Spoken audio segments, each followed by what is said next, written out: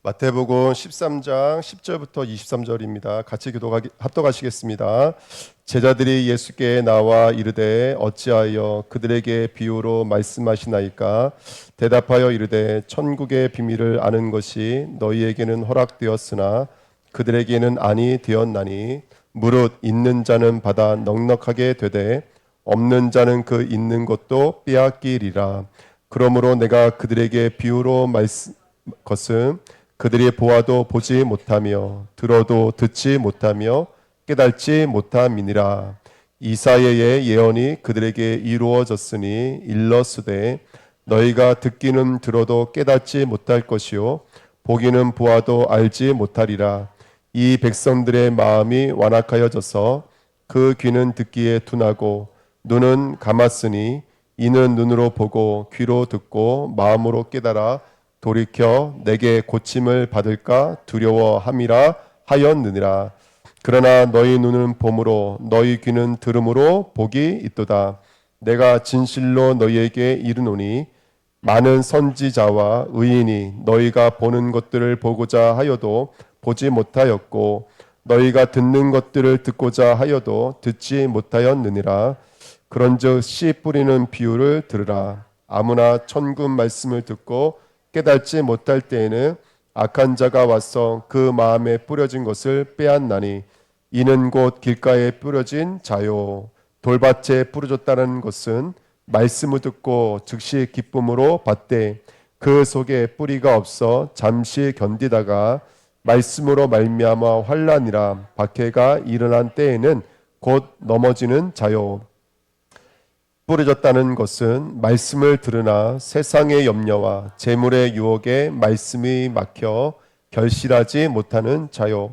좋은 땅에 뿌려졌다는 것은 말씀을 듣고 깨닫는 자니 결실하여 어떤 것은 100배, 어떤 것은 60배, 어떤 것은 30배가 되느니라 하시더라. 아멘.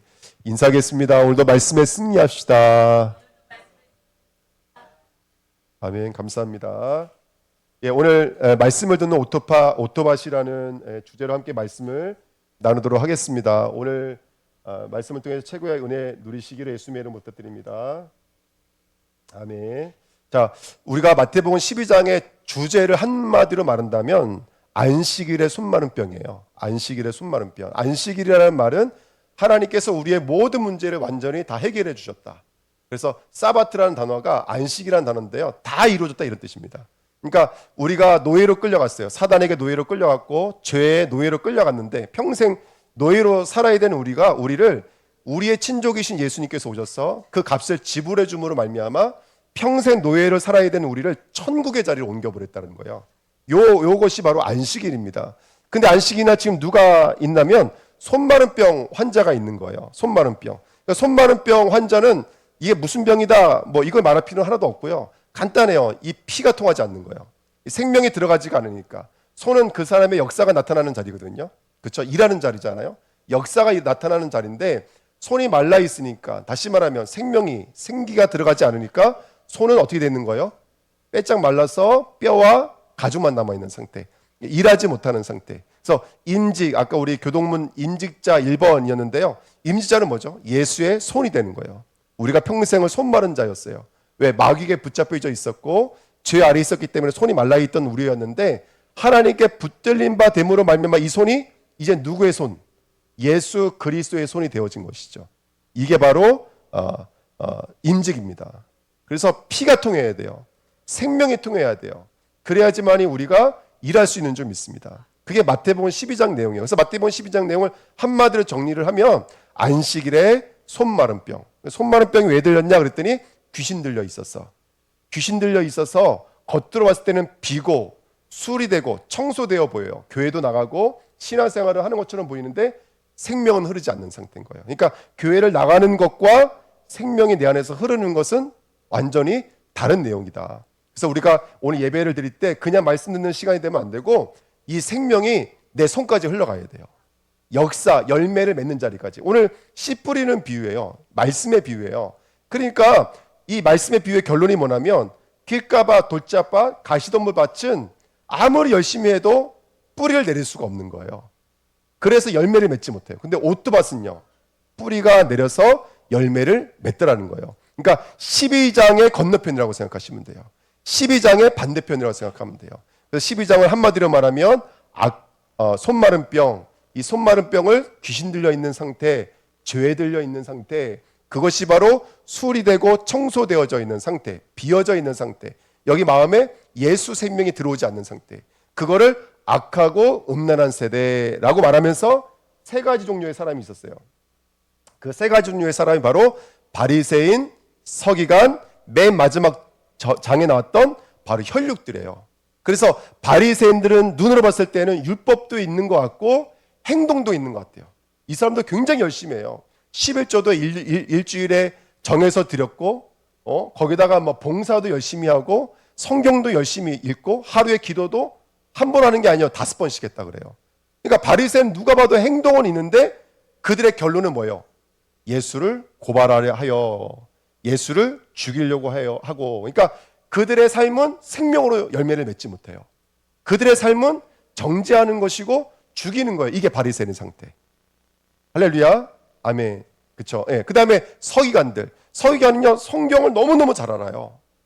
근데 그들은 신앙이 어디에 있는 거예요, 여러분들? 지식에 머물러 있어요. 바꿔서 말하면 신앙이 안에 들어와 있지 않고 바깥에 있는 거예요. 이걸 외형, 이걸 외식, 이거를 뭐라고 해야 될까요? 형식화되어져 있는 상태. 신앙생활이. 그러니까 우리가 신앙생활하면서 가장 많이 속기가 쉬운 게 뭐냐면 형식화를 보면서 저 사람 믿음이 좋다 이렇게 말할 때가 많아요. 근데 그렇지가 않아요. 이 지식에 대한 얘기를 할 때 예로 들었던 사람이 누구냐면 요나와 솔로몬이었어요. 솔로몬은 이스라엘 중에서 가장 유명했던 왕이에요. 역사와 번영은 이루 말할 수가 없었어요. 하지만 마지막 때가 되면 남방 여인이 일어나서 이방 여자가 일어나서 그 솔로몬을 정죄한대요. 왜? 지식은 있었지만 하나님은 잊어버렸거든요. 또 니느웨 사람들이 일어나서 누구를 또 정죄한대요? 요나 사람을 정죄한대요.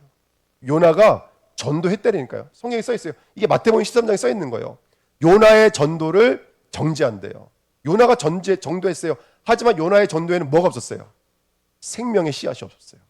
그냥 말뿐인 전도였고 억지의 전도였던 거예요. 그걸 왜 바깥에 있는 거. 그러니까 절대로 어디에 도달할 수가 없어요. 진리에 도달할 수가 없는 거예요. 혈육은요 예수의 형제예요. 예수님과 가까이 있었어요. 벳세다, 가버나움, 거라신 다 예수가 태어난 곳이고 예수가 활동을 가장 많이 했던 곳이 바로 그런 지역이었어요.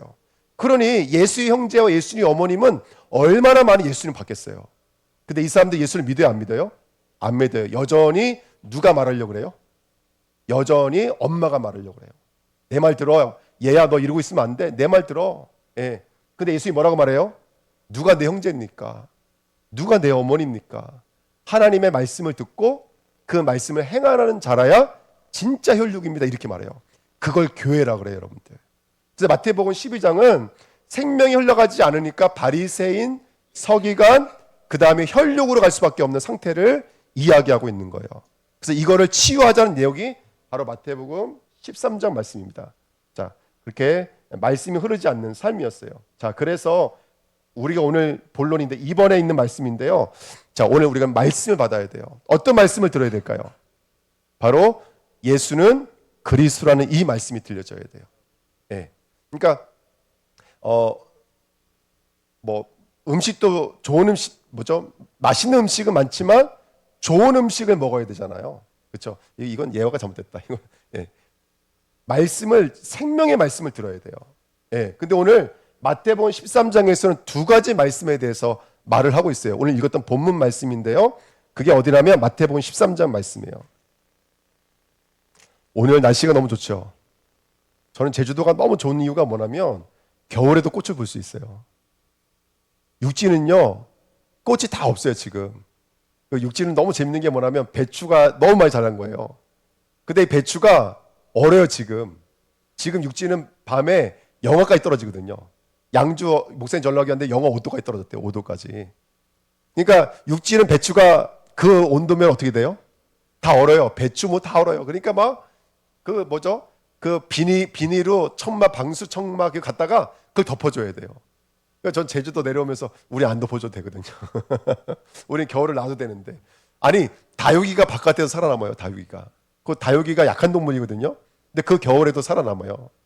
우리 주은혜 교회 이 아주 좋은 이 계절에 졸음이 오는 그 사단 마귀를 꺾으시고 승리하시길 열심히 부탁드립니다. 졸음이 오는 건 여러분의 잘못이 아닙니다. 그거는 100% 저의 잘못이면 저의 잘못. 예. 말씀을 우리 이조 목사님처럼 재밌게 다이나믹하게 전하지 못하는 저의 죄입니다. 여러분들 용서해 주시기를 예수님의 이름으로 축복합니다. 자, 오늘 보십시오. 우리 마태복음 13절 말씀만 읽어보세요.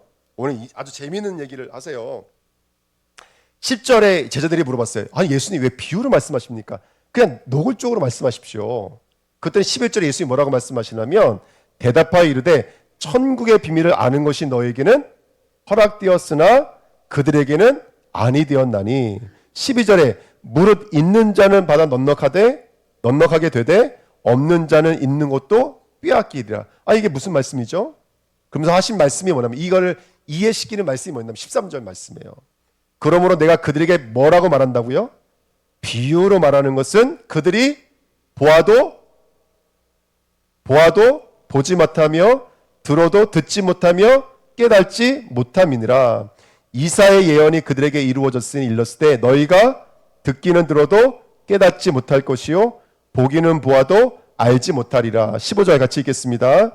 이 백성들의 마음이 완악하여져서 그 귀는 듣기에 둔하고 눈은 감았으니 이는 눈으로 보고 귀로 듣고 마음으로 깨달아 돌이켜 내게 고침을 받을까 두려움이라 하였느니라. 아멘. 이사야가 은혜를 받고 나서 하나님 앞에 하나님이 이렇게 말씀하시는 거예요. 누가 나를 위하여 갈고 누가 나를 위해서 일할 수 있겠느냐. 그때는 이사야가 뭐라고 말하냐면 내가 여기 있나이다 나를 보내줬어. 근데 이사야서 9장부터 읽어보니까 근데 내 백성의 영적인 상태는 보아도 보지 못하고 들어도 듣지 못하고 깨닫지 못하는 상태예요. 그러면 이사야가 가서 뭘 해야 될까요? 가서 보지 못하는 자를 보게 만들어야 돼요. 듣지 못하는 자를 듣게 만들어야 돼요. 그게 선지자가 해야 될 일이에요. 근데 하나님이 이사야에게 주신 말씀이 뭔지 아세요, 여러분들? 이사야에게 주신 말씀 한번 같이 읽어보겠습니다. 시작. 이 백성의 마음을 둔하게 하며 그들의 귀가 막히고 그들의 눈이 감기게 하라. 염려하건대 그들이 눈으로 보고 귀로 듣고 마음으로 깨닫고 다시 돌아와 고침을 받을까 하노라 하시기로. 아멘. 선지자를 보내면서 뭐라고 말씀하시냐면 보지 못하게 하라요. 듣지 못하게 하라요. 선지자를 보내는데 왜 보지 못하게 만들어요? 선지자가 보게 만들어야지. 말씀을 깨달아서 알게 만들어야지. 왜 보지 못하게 만들었을까요? 굉장히 중요한 겁니다. 말씀은 크게 두 가지로 나눠져요. 하나님의 말씀은 공의의 말씀과 은혜의 말씀으로 나눠져요. 공의의 말씀은 뭐냐면 율법의 말씀이에요. 율법은 뭐냐면 안식일을 지켜, 부모를 섬겨, 간음하지 마, 도둑질하지 마. 이 모든 게 율법의 말씀이에요. 근데 그 율법의 말씀은 뭐를 우리에게 나타내는 거냐면 우리가 보지 못하고 있다는 것을 알려주는 역할을 해요. 그래서 로마서 7장 7절에 보니까 율법은 뭐가 있는 것을 깨닫게 만든다고요? 그렇죠. 율법은 죄가 있다는 것을 깨닫게 만들어요. 갈라디아서 3장 24절에도 율법은 뭐가 된다고요? 초등성생, 모화성생에 대해서 우리를 누구께로 인도한다고요? 그리스도께로 인도해야 돼요. 근데 그때 율법이 하는 역할이 뭐냐면 바로 율법이 뭐를 깨닫게 하는 거예요? 죄를 깨닫게 만드는 거예요. 이사야가 보지 못하고 듣지 못하게 하는 것은 뭐냐면 사람들이 내가 보는 것으로 깨달았다라고 여기는 거예요. 그게 아까 그 바리새인들이에요. 서기관들, 혈육들이에요.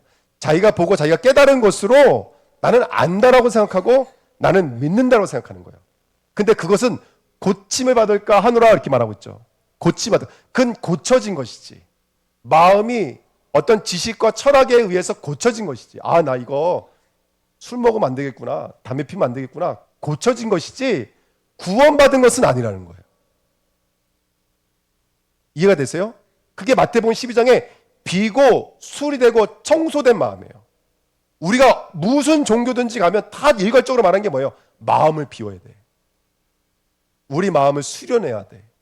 모든 데서 말하는 거예요. 하지만 우리 마음을 일몇 번 고쳐 고치고 고쳐도 구원에 이를 수 있어요, 없어요? 철학으로는 구원에 이를 수 없어요. 우리가 우리의 힘으로 구원받을 수 없다는 것을 알아야지만이 예수를 믿을 수 있는 거예요. 말씀의 역할 중에 하나는 뭐냐면 율법의 역할을 하는 거예요. 너 이거 죄다라는 것을 가르쳐주는 거예요. 죄라는 것이 깨달아져야 은혜가 아니면 안 되는 것을, 그리스도가 아니면 안 되는 것을 알 수가 있는 거예요. 이게 말씀이 하는 역할이에요. 오늘 마태복음 13장 21절 말씀 한번 보실래요? 마태복음 13장 21절 시작.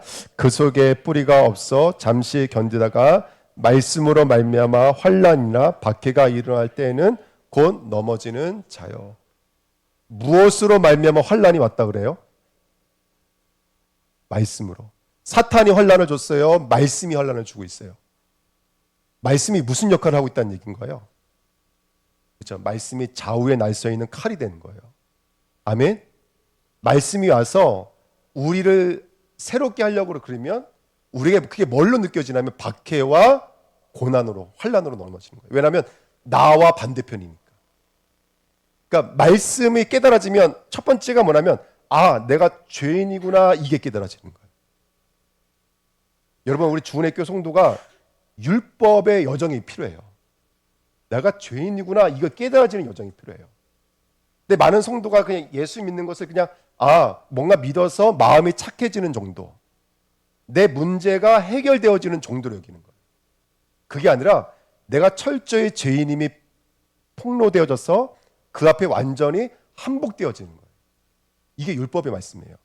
그래서 눈에 보여지는 수많은 문제와 사건은 여러분들 사탄이 준다라고 그렇게 말하고 뒤돌아서면 안 돼요. 그 사탄을 누가 허용하신 거라면 하나님이 허용하신 거예요. 그래서 내가 이거 죄구나, 이거 사탄의 문제구나, 그걸 알게 만드는 거예요. 저는 처음에 예수 믿었을 때 군대를 갔다 왔는데 마지막 휴가 때 아버지랑 어머니가 저 이제 그 면회를 오신 거예요. 근데 오셨는데 면회를 오신 이유가 아들을 보기 위해서 물론 왔지만 지금 생각해 보니까 그 두 분이 뭔가 꿍꿍이가 있었어요. 그게 뭐냐면 저를 영접시키시려고.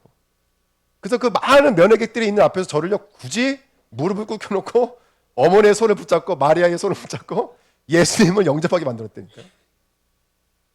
예. 근데 시간이 지나서 알겠어요. 시간이 지나서. 그러니까 여러분들 그래도 그 예수님을 믿게 됐거든요. 근데 그때만 해도 몰랐어요. 근데 제가 제대하고 나서 전도사님에게 말씀 받는데 제가 뭘 알게 됐냐면 영적인 진리를 알게 된 거예요. 우리 집안의 문제가 저는 술 문제라고 생각했고 가난의 문제라고 생각했고 혈육의 문제라고 생각했던 거예요. 꿈이 뭐였냐면 좋은 대학 가서 좋은 직장에 취직하면 안정되더라고 생각한 거예요. 근데 그게 아니었어요. 영적인 사실을 알게 됐는데 우리 가정의 문제가 죄 문제라는 걸 알게 된 거예요. 그때 제가 예수를 발견하게 됐어요. 그 전에도 제가 교회를 다녔다니까요. 근데 그 전에는 죄가 뭔지를 몰랐어요. 죄 문제가 부모님의 문제라고 생각했고 고부간의 갈등이라고 생각했고 맨날 싸우는 문제라고 생각했던 거예요. 나는 무조건 안정된 직장에 취직하면 나는 모든 문제가 해결됐다는 걸 본 거예요. 예. 좋은 남편 만나면 문제 해결됐다고 생각했던 분 계신가요 혹시? 예. 좋은 직장 취직하면 다 우리가 그렇게 살아왔던 거예요. 그게 이 땅에서 살아남으려고 바리새인처럼 사두개인처럼 혈육처럼 뭔가 종교적, 뭔가 지식적, 뭔가 철학적 요구들 내 안에 쌓았던 거예요. 인생 뭐가 있어? 오늘 재밌게 살면 돼. 그것도 철학이에요. 아니야, 오늘의 수고가 내일의 떡을 갖다 준다. 완전 다르죠. 하나의 철학이라는 씨앗이 떨어지니까 사람이 그렇게 움직이는 거예요. 근데 그건 고침받은 거지. 비고수리가 청소된 거지. 하지만 영적으로 보면 귀신은 몇 배로 더 역사하더라는 거예요.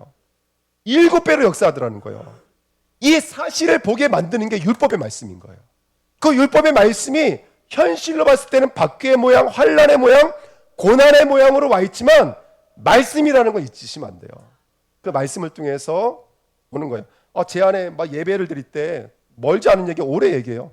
예배만 드리려고 여기만 쓰면요 뭐가 그렇게 힘들고 어려운지 말씀을 전할 수가 없는 거예요. 예, 그 지금 편하게 말하지만 그때는 정말로 그것 때문에. 그러면 맨날 무슨 생각하면 아유 그만둬야 되냐, 그만둬야 되냐 이 생각이 끊이지 않는 거예요. 완전히 귀신 들려 있는 상태인 거죠. 별별 생각이 다 이유가 돼버려요. 근데요 하나님의 은혜가 들어와 보이니까요 그게 아직까지도 사람을 그리스도로 놓고 있는 나였어요. 물질을 그리스도로 놓고 있는 죄라는 걸 보게 된 거예요. 그리고 그때 말씀이 들어오니까 하나님이 저를 돌이켜 주셨는데 지금 예배를 때 그 마음이 오간 데가 없어요. 이게 어떻게 표현이 안 될 것 같아. 조금 전만 해도 막 죽을 것 같고 너무너무 힘들었거든요. 지금 다른 게 하나도 없어요. 달라진 게 하나도 없어. 똑같은 현실 위에 전 설교하고 있어요. 근데 제 마음은 너무너무 달라져 있는 거예요. 전도를 해요. 전도를 하나 이번 주 금요일에도 전도하러 나가잖아요. 근데요 전도하러 나갈 때 어제 때는요 너무너무 가기 싫어요. 근데 박은지 집사님이 와. 안 오시면 안 가면 되는데 박은지 집사님이 와. 막 꽃에 물 주고 있는데 박은지 집사님 와. 차를 끌고. 그러면 이제 그때서야 비로소 전도지를 챙겨가지고 전도 현장 나가는 거예요. 뭐 하는 게 우리가 할 수 있는 게 뭐가 있어요? 예수님 믿으세요? 이 정도 말하면 최고예요. 우리 박은지 집사님 완전 탱크야. 천하무적 엠부싱이에요. 아무 데나 막 들어가요. 그냥 이렇게. 남의 난 무서워서 잡혀갈까봐 못 들어가겠는데 막 들어가요. 야 얼마나 잘하시는지 몰라. 그 전도를 하는데요. 그게 한 시간 정도 이거 전도지 돌리다 보니까 오늘도 이러고 집에 가나 보다 그랬어요.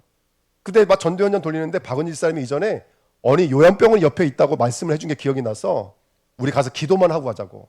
전도지 다 돌리고 그 기도하러 가려고 둘이서 그 도로길을 걸어서 그 병원에 간 거예요.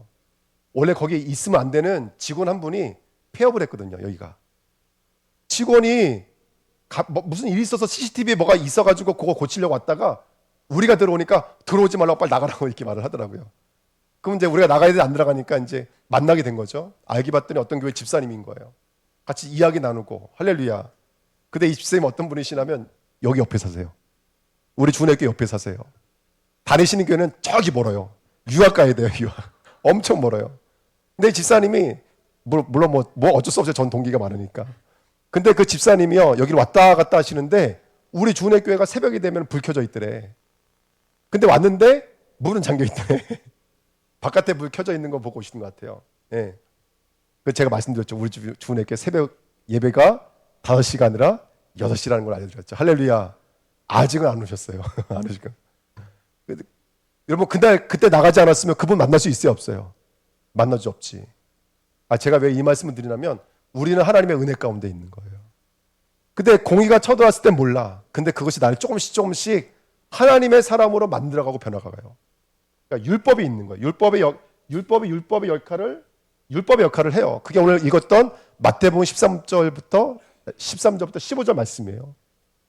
여러분 오늘 정말로 저와 여러분들의 이 율법의 말씀을 통해서 우리 영적인 상태가 진단되어지고 바로 깨달아지는 은혜의 길을 예수님의 이름으로 부탁드립니다. 아멘. 오늘 그 시간 됐으면 좋겠습니다. 오늘 이 말씀을 통해서 내 영적인 상태가 진단되어져야 돼요. 나는 뭐 때문에 힘들어하지? 내가 힘든 건 뭐지? 인간관계인가? 물질 문제인가? 근데 그 속에서 하나님의 음성이 들려졌으면 좋겠어요. 현실은 바뀌지 않아요. 근데 제 심령과 마음은 완전히 돌아서는 걸 봤어요. 하나님을 경험하시게 예수님의 이름으로 부탁드립니다. 아멘. 그리고 공의의 말씀 반대편에 뭐가 있을까요? 사랑의 말씀이 있어요. 은혜의 말씀이 있어요. 그게 바로 마태복음 13장이에요. 어디 있냐면 16절 17절 말씀이에요. 16절 17절 같이 있습니다. 그러나 너희 눈은 봄으로 너희 귀는 들음으로 복이 있도다. 내가 진실로 너희에게 이르노니 많은 선지자와 의인이 너희가 보는 것들을 듣고자 하여도 보지 못하였고 너희가 듣는 것들을 듣고자 하여도 듣지 못하였느니라. 아멘. 그냥 이유가 없어요. 너희는 봤다고요. 너희는 들어서 깨달았다고요. 아멘. 하나님의 말씀이 은혜로 말미암아 우리들의 삶 속으로 뚫고 들어오는 거예요. 뚫고 들어오는 거. 그래서 오늘도 하나님의 은혜의 말씀이 저와 여러분들의 삶을 주관해 주시는 줄 믿습니다. 아멘. 그래서 마태복음 13장 11절 말씀에 보시면 대답하여 이르되 천국의 비밀을 아는 것이 너에게는 뭐라고요? 허락되었다. 이걸 선택이라고 해요. 하나님의 저와 여러분들 이미 창세 전에 선택하시고 작정하신 줄 믿습니다. 아멘. 아까 너희는 봄으로 너희는 들음으로 하나님의 축복이에요. 이게 은혜로 말미암아 주어진 거예요. 예, 공짜라는 말입니다. 그러니까 얼마나 감사한지 몰라요. 그리고 마지막으로 17절에 많은 사람들이 보려고 했는데 못 봤어요. 근데 우리는 보고 들을 수 있어요. 예, 하나님의 긍휼인 줄 믿습니다. 예, 영접하는 자, 곧 그 이름 믿는 자들에게는 하나님의 자녀가 되는 권세를 주셨으니. 그래서 뭐라고 써 있어요? 이는 혈통으로나 육정으로나 사람의 뜻으로 나지 않았어요. 아버지로 말미암아 난 은혜인 줄 믿습니다. 우리가 복음을 깨닫는 건 은혜예요. 그러니까 예수를 말할 수 있다는 게 얼마나 귀한지 몰라요. 아멘. 그 다음에 주는 그리스도시요 살아계신 하나님의 아들입니다. 그것도 17절에 뭐라고 써 있어요? 이는 혈육으로 말미암은 것이 아니요 하나님으로 말미암은 거예요. 아멘. 나의 나된 것은 누구의 은혜로라?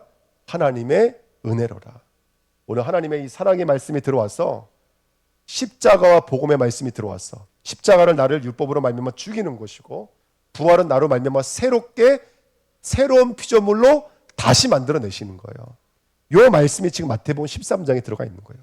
평생 귀신 들려서 손이 말라서 비고 수리고 되고 청소된 것에 머물러 있어야 될 우리였는데 악하고 음란한 세대였어요. 교회도 다니고 봉사도 하고 전도도 하는데 악하고 음란한 세대였어요. 나는 도무지 너를 알지 못한다. 그렇게 결론 날 수밖에 없는 우리들에게 하나님의 사랑이 들어와서 오늘도 새롭게 부활의 자리로 새로운 피조물의 자리로 우리를 이끌어내시는 줄 믿습니다. 그래서 죽고 사는 것의 말씀이에요. 말씀은 죽이는 거예요. 살리는 거예요. 율법이에요. 은혜예요, 여러분들. 이 복음의 말씀이에요. 그래서 율법의 말씀, 복음의 말씀이 저와 여러분들에게 이해되시기를 예수님의 이름으로 부탁드립니다. 그래서 신앙생활의 표징은요 다른 게 아니에요. 예수 그리스도의 말씀을 듣는 거예요. 예수 그리스도의 말씀을 듣는 거예요. 오늘 씨를 뿌리라고 그랬어요. 여러분 교회에서는 여러분 심플해야 돼요. 우리 주은혜 교회는 무슨 사역을 잘하고 우리 주은혜 교회는 전도 선교도 잘하고 우리 주은혜 교회는 다음 세대 사역도 잘하고 이런 것도 너무나 중요하지만 그렇지만 교회의 가장 중요한 표지는 뭐냐면 이거예요. 말씀을 듣는 거예요. 날마다 씨를 뿌리는 교회가 돼요. 날마다 씨가 땅에 떨어지는 교회가 돼야 돼요. 그런데 예수님이 하나님이 씨를 뿌리시는데 어떤 밭은 길가밭, 어떤 밭은 돌짝밭, 어떤 밭은 가시덤불밭이 있더라는 거예요. 근데 길가밭을 읽기 바랍니다. 우리 한 번 더 성경을 읽으실게요. 19절입니다. 길가밭은 뭐라고 표현하냐면 19절 말씀 시작. 아무나 천국 말씀을 듣고 깨달지 못할 때에는 악한 자가 와서 그 마음에 뿌려진 것을 빼앗나니 이는 곧 길가에 뿌려진 자요. 아멘. 천국 말씀은 그 나라와 그 말씀이에요.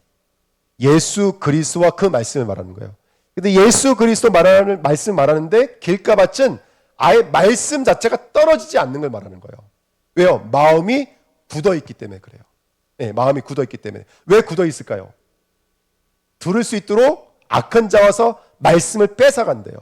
그래서 지금 우리 출애굽기 배우고 있는 말씀과 이게 연관이 되어져요.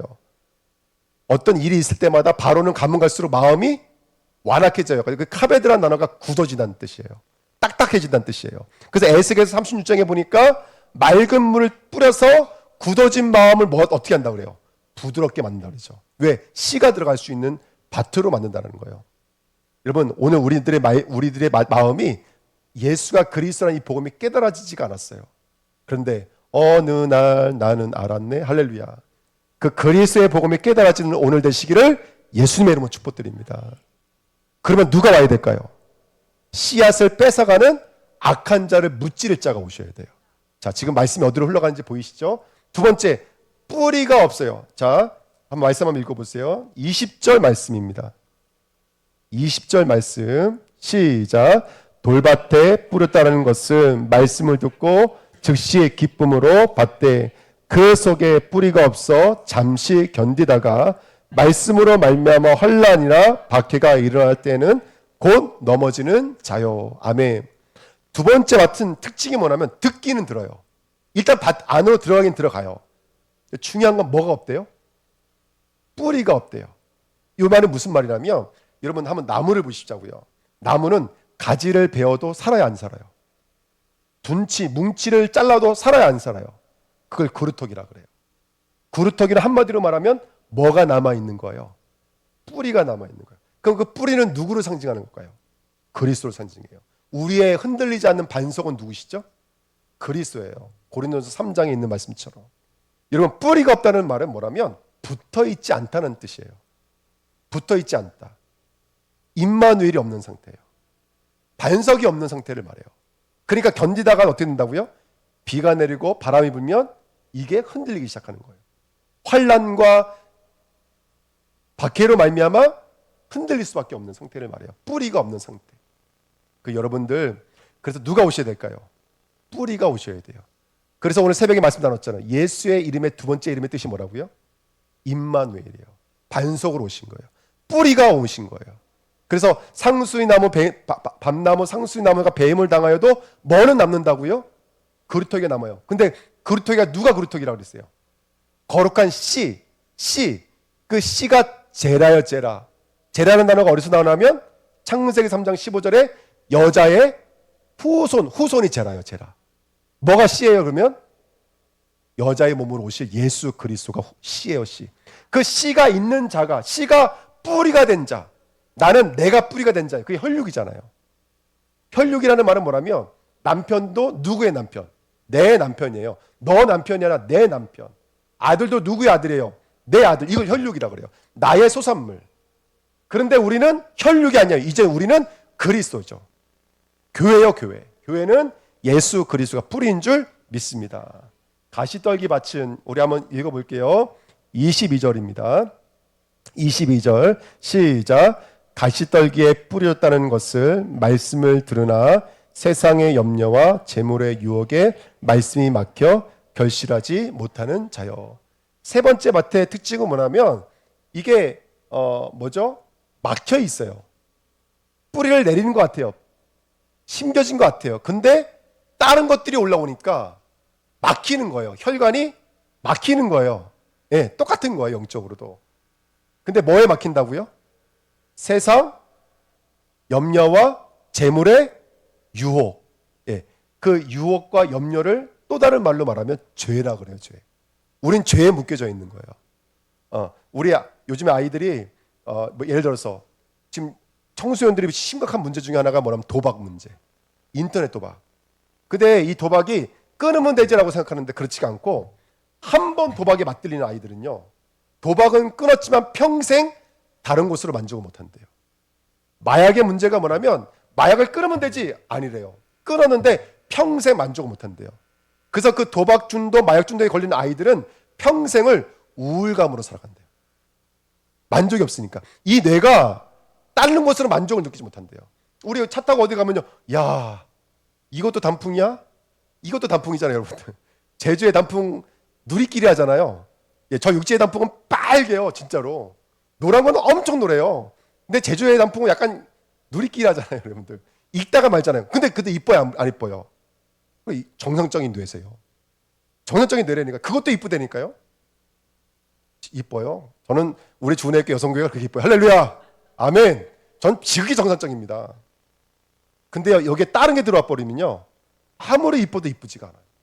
아무리 맛있는 걸 먹어도 기쁘지가 않아요. 우리 여행 가면 별다른 거 있어요? 맛있는 거 먹고 재미난 거 보고 이게 다잖아요. 근데 그게 한번 중독된 사람은 다시는 볼 수가 없는 상태예요. 무슨 말하는 자가 왔는지 모르겠어요, 저도요.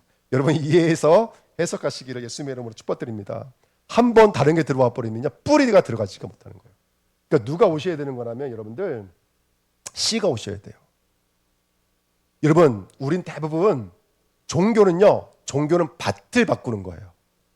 마음을 바꾸는 거예요. 그죠? 종교는 마음을 바꾸는 거예요. 근데 복음은 아니에요. 죄송하지만 마음을 바꾸는 게 아니라 씨가 들어오는 거예요. 씨가. 종교는 마음을 기경하고 마음을 청소하고 마음을 긍정적인 마인드로 마음을 뭐 재밌는 마인드로 바꾸는 거예요. 하지만 복음은 씨가 들어온 거예요. 씨가. 근데 그 씨가 누구시죠? 악한 자를 이기신 왕이세요.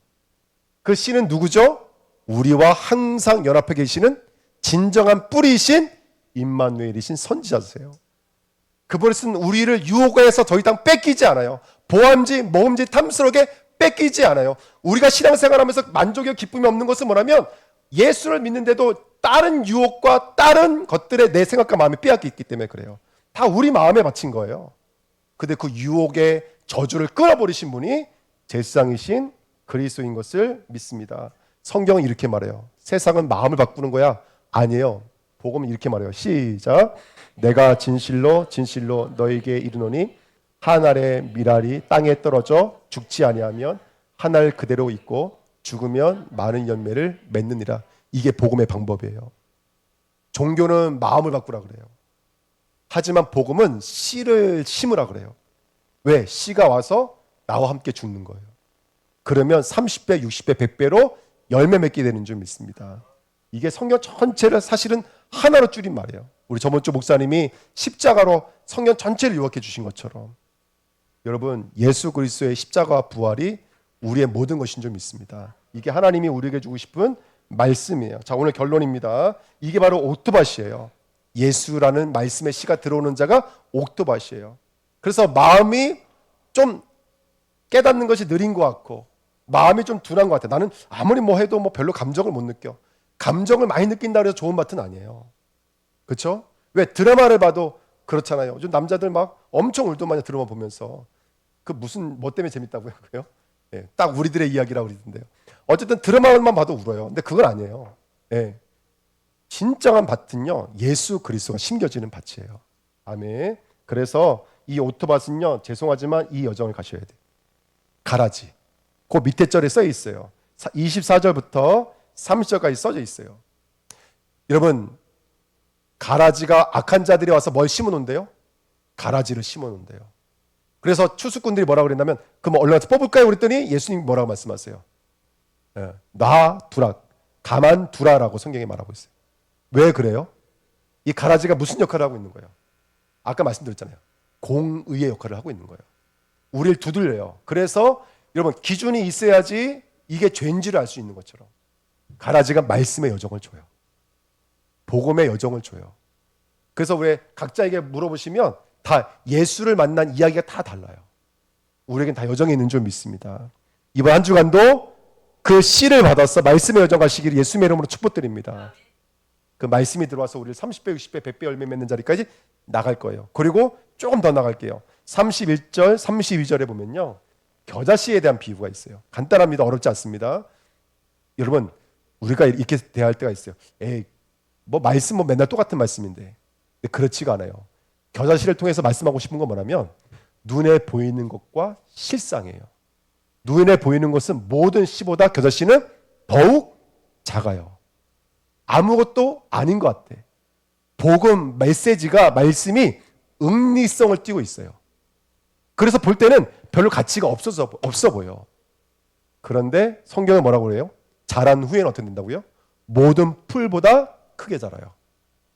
새가 깃들어요. 그 깃든다는 말이 성전을 짓다라는 뜻이에요. 하나님의 나라를 이룬다는 뜻이에요. 아무것도 아닌 것 같지만 씨가 자라고 나면 완전히 다른 거예요. 말씀을 대하는 우리가 어떻게 말씀을 대하냐면 겉에 보여지는 것과 실상을 볼 수 있는 자가 되어야 돼요. 아니, 겉에 보여지는 것과 실상은 너무나 달라요. 이게 말씀의 특징이에요. 그래서 이 말씀을 대할 때 안 보이는 것 같아. 아까 비유에 대해서 말씀하셨잖아요. 비유. 그 비유의 원어가 파라볼레라는 뜻이에요. 파라는 옆으로라는 뜻이고요. 볼레는 던지다는 뜻이에요. 말씀 어떻게 던진다고요? 옆으로 던진다. 이걸 뭐라 그래요? 변하고. 할렐루야. 하나님은 변화구의 하나님이십니다. 던질 때 절대로 깨닫지 못하게 던져요. 근데 은혜가 임한 자는 그것이 예수 그리스도라는 복음의 내용이라고 듣는다라는 거예요. 여러분 가서 현장에 가서 말씀해 보세요. 여러분들, 열심히 살라고 이 말을 이해해요? 못해요? 정직하게 살라고 최선을 다하라고 이런 말은 이해해요? 안 해요? 해요. 내가 죄인이라고? 기분 나빠해요. 여러분들, 예수만이 구원자가 되신다고 기분 나빠해요. 근데 우리는 그 말씀 앞에서 감동받잖아요. 그걸 비유라 그래요. 아무나 들을 수 있는 게 아니에요, 여러분들. 근데 자란 후에는 30배, 60배, 100배 열매를 맺는 것이 하나님의 말씀인 줄 믿습니다. 그 말씀의 여정을 완료해서 아름다운 복음의 계절을 이루시는 주내교 되시기를 축복드립니다. 기도하겠습니다. 하나님 감사합니다. 언약의 말씀이 이루어지도록 축복해 주옵소서. 감사를 드리며 예수 그리스도의 이름으로 기도합나이다. 아멘. 축도하기 전에요, 바로